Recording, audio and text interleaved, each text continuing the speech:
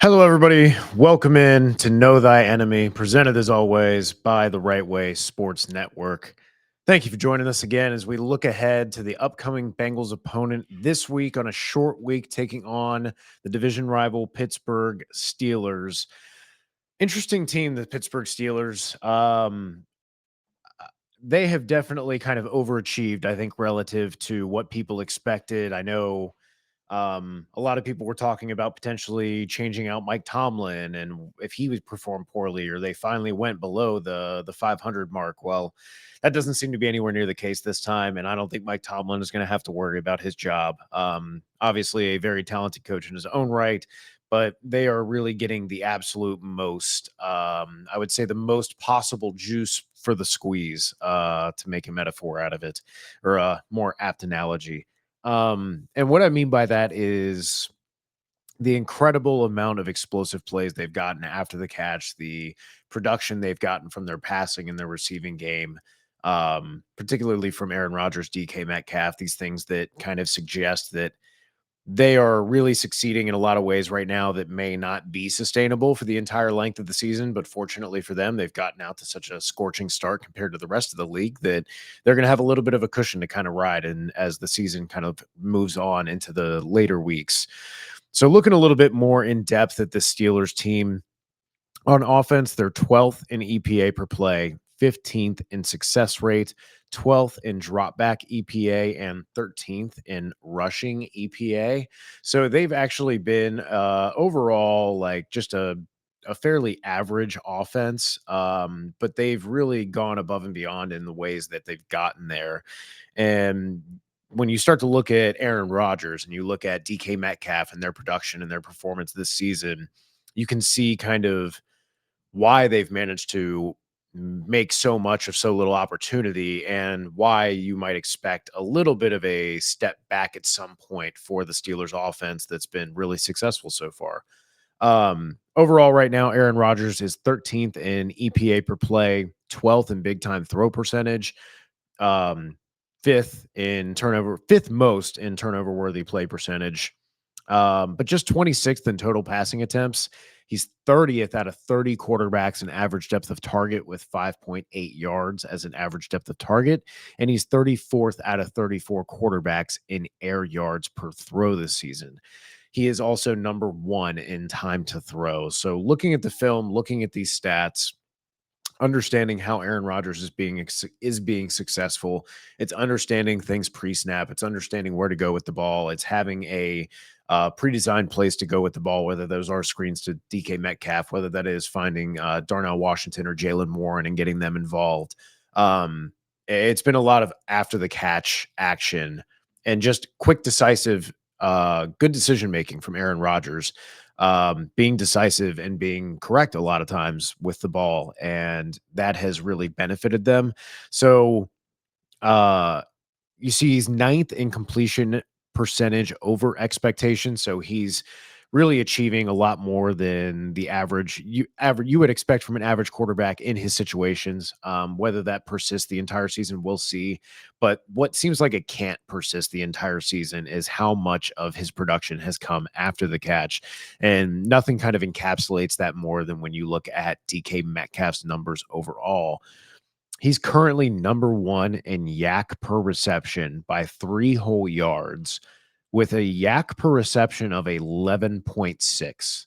That's not yards per reception. That is yards after the catch per reception. 221 of his 356 yards have come after the catch. Just bonkers numbers. And yards after the catch can be a little noisy sometimes. Long screens, broken plays, kind of like that can really affect things. So going to be really interesting to see if DK Metcalf can kind of persist and continue to have that kind of production. History states probably not.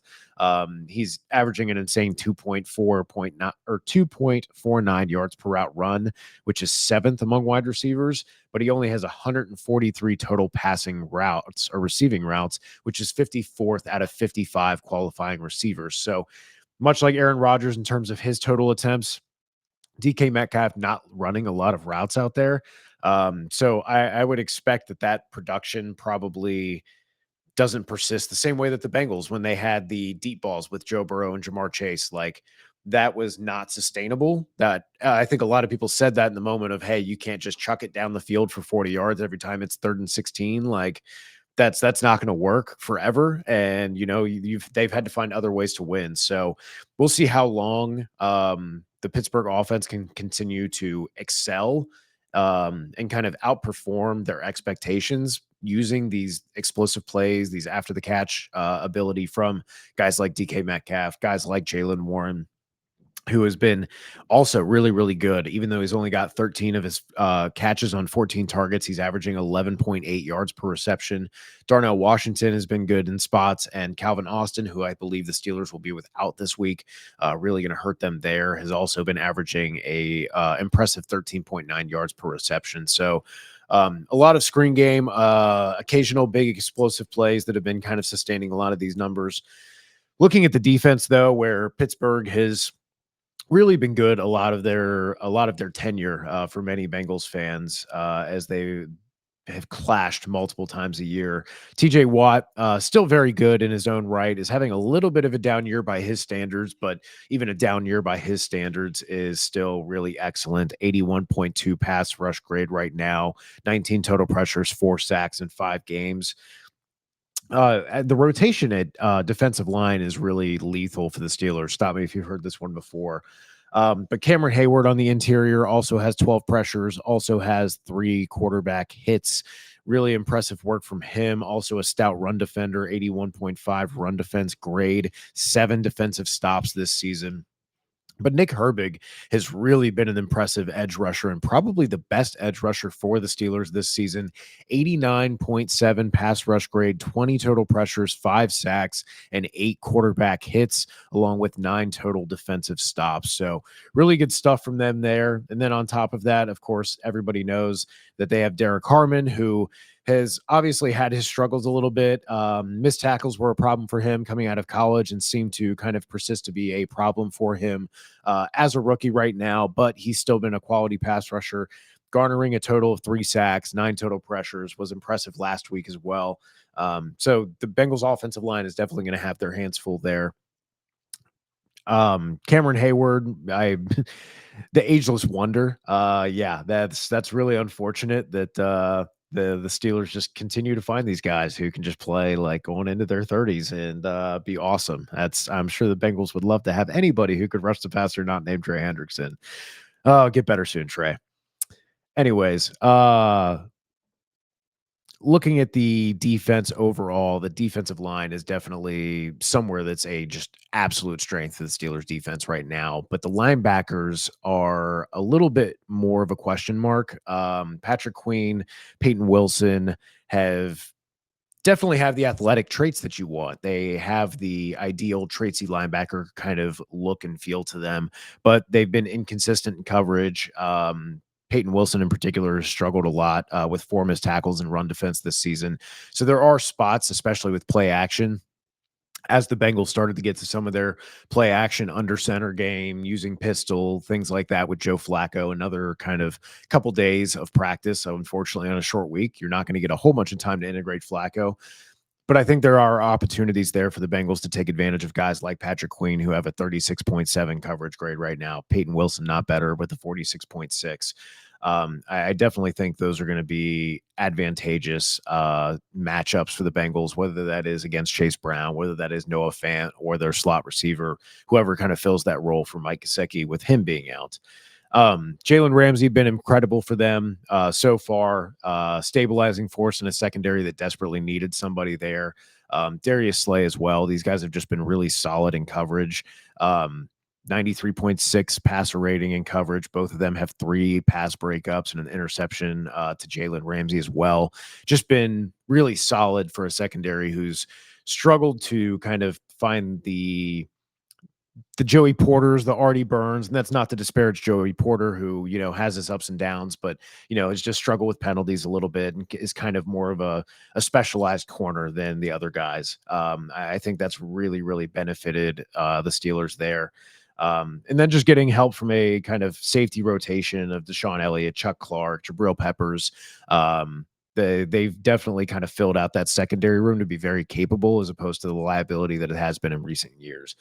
So if we're looking at the defense, they've been really, really good overall this season. 11th in EPA per play, 11th in drop back EPA, 16th in rush EPA, 16th in success rate overall. So again, like the offense, just really kind of like just right at that above average mark. Again, I think when we're looking at the keys to victory here for the Bengals, how do they carve out a win for this upcoming week on a short week?